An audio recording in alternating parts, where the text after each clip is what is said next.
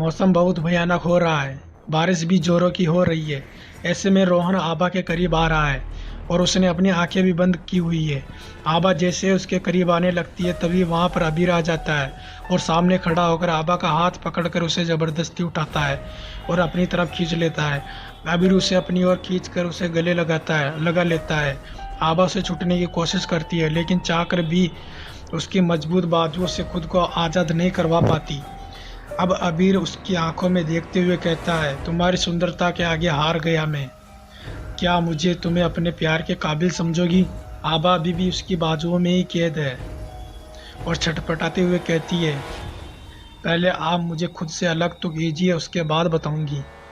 अब अबीर अपनी पकड़ी ढीली कर देता है और कहता है, लीजिए अब आप बताएंगी।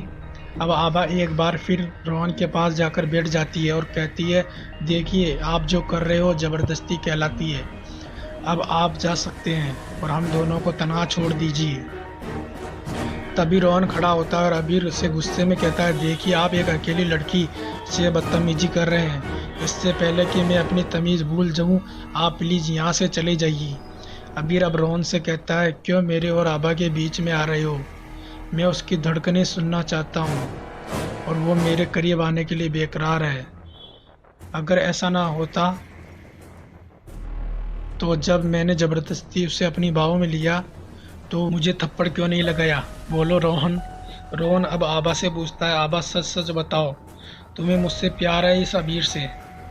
आबा अब सोच में पड़ जाती है और एक तरफ ताज़ा ताज़ा मनुष्य का खून है, दूसरी और एक ऐसा इंसान जिसे देखकर वो नील को भी भूल गई। वो अब करे भी तो क्या करे। दूसरी ओर दूर गुफाओं में मयूरी उस भयंकर भैरवानंद की कैद में दिन काट रही है। वो उसे एक पिंजरे में कैद करके तरह तरह की यातनाएं दे रहा है। उसे एक ऐसे स्थान पर रखा गया है जहां उसे तरह तरह के भूत प्रेत जिन और चुड़ैलों ने घेरा हुआ है। वो उस पर तरह तरह के अत्याचार कर रहे हैं, लेकिन मयूरी को पूरी उम्मीद है कि नील ने त्रिशूल को जरूर पा लिया होगा और वो ट्रेन वाली पिशाचनी और भैरवानंद का अंत अवश्य करेगा।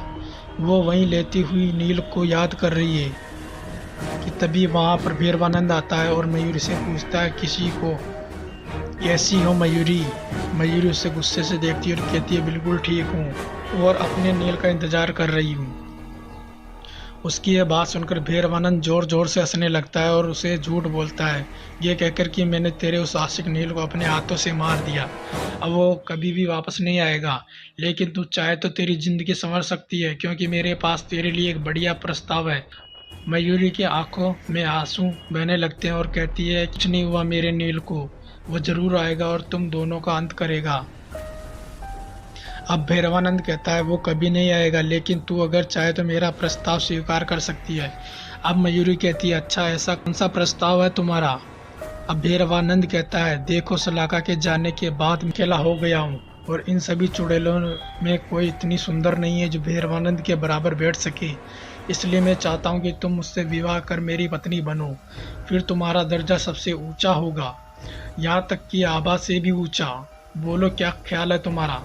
इस पिंजरे में रहना है या मेरी महारानी बनना है? मयूरी अब उसे कहती है, मैं हमेशा के लिए इस पिंजरे में रहने के लिए तैयार हूँ, लेकिन मुझे तेरा प्रस्ताव स्वीकार नहीं है। जाओ और जाकर किसी और के सामने यह प्रस्ताव रखो। यह कहकर मयूरी दूसरी ओर मुंह कर लेती है। अब भैरवानंद को उसकी बात पर बहुत क्रोध आ जाता है और वो अपने गुलाम भूतों को कहता है कि इस आत्मा को चारों ओर से घेर लो और इसे इतना डराओ और यातनाएं दो कि ये मजबूर हो जाए मेरा प्रस्ताव स्वीकार करने के लिए।